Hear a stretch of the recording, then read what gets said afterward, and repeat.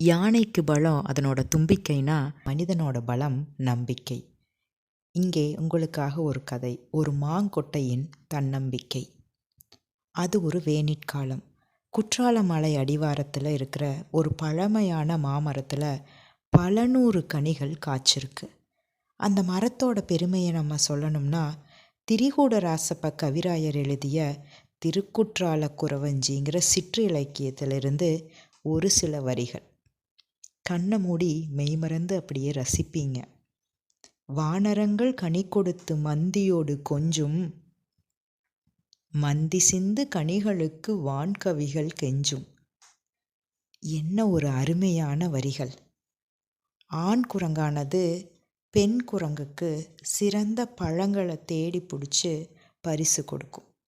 அப்பெண் குரங்கு உண்ணும்போது சில கனிகள் தவறி கீழே விழும். அப்படி விழக்கூடிய கனிகளுக்காக தேவர்கள் கூட ஏங்கி நிற்பாங்களாம். அந்த அளவுக்கு சுவையான கனி கொண்ட மரங்கள் பல இருக்குது குற்றாலத்தில். அதில் ஒரு மரம்தான் இந்த பழமையான மாமரம்.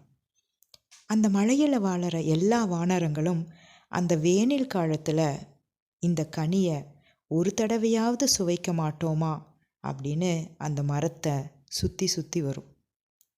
வானரங்கள் எல்லாமே மந்திகளோடு சேர்ந்து அந்த கனிகளை சுவைத்து ரசித்து உண்ண காத்துக்கிட்டு இருப்பாங்க. இந்த வேனில் காலத்திலையும் அதே மாதிரி கனிகளை கொடுக்க தவறலை இந்த பழமையான மாமரம். பல 100 கனிகளை வானரங்களுக்கும் பறவைகளுக்கும் வாரி வழங்கி இருந்தது அந்த பழமையான மாமரம். ஒரே ஒரு கனி மட்டும் மரத்தோட உச்சாணியில் இருக்குது. எந்த வானரமுமே அதை கண்டுக்கலை. ஏன்னா அவங்களுக்கு தேவையான பழங்கள் கீழேயே கிடைக்குதே. ஒரு பச்சைக்கிளி அந்த கனிந்து மனம் வீசக்கூடிய மாம்பழத்தை பார்க்குது. அடடே, என்ன ஒரு அருமையான விருந்து இன்னைக்கு அப்படின்னு அந்த கனியை கொத்தி ரசித்து சாப்பிடுது. அந்த மாங்கனிக்கு கொஞ்சம் வருத்தம்தான். என்னதான் கிளிக்கு உணவாக மாறினாலும் தேவர்கள் கைக்கு நாம் போகலையே அப்படின்னு நினைக்குது. வானரங்கள் அதன் மந்திகளிடம் கொடுத்திருந்தா தேவர் கைக்கு கூட போயிருக்கலாம் அப்படின்னு ஒரு சிறு ஆசை அந்த மாங்கனிக்குள்ளே இருக்குது. 2 நாட்களுக்கு அப்புறம் பலத்த காற்று அடிக்குது. கனிஞ்சு கிளி உண்ட இந்த மாங்கனி மேலே இருந்து தரையில் மிக வேகமாக வந்து விழுது. அது வந்து விழுந்த வேகத்தில் அதனுடைய வலி, அதனுடைய வேதனை அதிகமாகுது. அது ரொம்ப கஷ்டப்படுது. தேவர்களுக்கு போக வேண்டிய நாம் இவ்வளோ கஷ்டத்தை அனுபவிக்கிறோமே அப்படின்னு வேதனைப்படுது. அடுத்த நாள் சோன்னு மழை பெய்யுது. அந்த குளிர்ச்சி இந்த மாங்கொட்டைக்கு சந்தோஷத்தை கொடுத்தாலும் மேலே வந்து விழும் மண் துகள்களால் அது ரொம்ப சிரமப்படுது. நம்ம மட்டும் துன்பம் படுறோமே அப்படின்னு அதை யோசிச்சுக்கிட்டு இருக்கும்போதே மழை இன்னும் அதிகமாக பெஞ்சு மண் வந்து அதை அப்படியே மூடிடுது. மூச்சு விட கஷ்டப்படும் இந்த மாங்கொட்டையானது ஒவ்வொரு நாளும் தன்னுடைய மனக்குமரலை வெளிப்படுத்த முடியாமல் திணறிக்கிட்டே இருக்கு. நம்ம மட்டும் இப்படி மண்ணுக்குள்ளே புதைந்து கிடைக்கிறோமே, நம்மளுக்கு ஒரு விடிவே வராதா அப்படின்னு ஒவ்வொரு நாளும் தனக்குள்ள புலம்பிக்கிட்டே இருக்கு.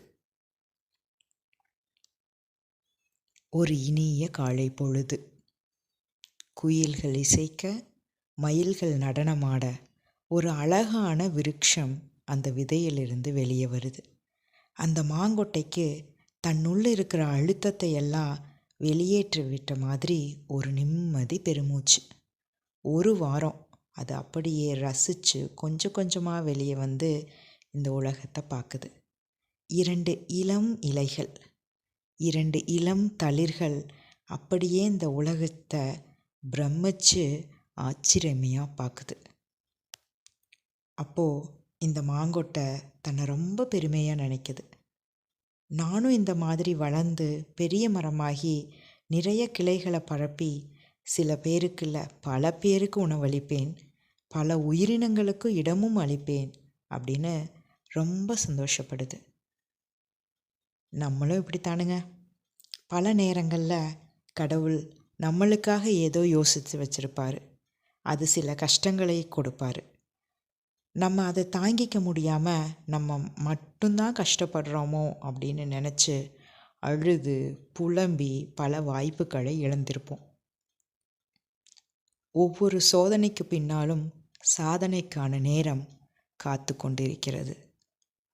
ஒரு விதையிலிருந்து விருட்சம் உருவாக நேரம் எடுக்கிற மாதிரி நம்மளுடைய துன்பங்களை நாம் தாண்டி வர மன தைரியமும் அதுக்கான நேரமும் நம்மக்கிட்ட இருந்தால் நம்மளும் விடியும் இனிய காலை பொழுதை சந்தோஷமாக எதிர்கொள்ள தயாராக இருக்கலாம். வெற்றி பெற விரும்பினால், நாம் ஒவ்வொருவரும் வெற்றி பெற விரும்பினால் தடைகளை உடைத்து செல்ல வேண்டும். நம்பிக்கையை விதைத்து செல்ல வேண்டும்.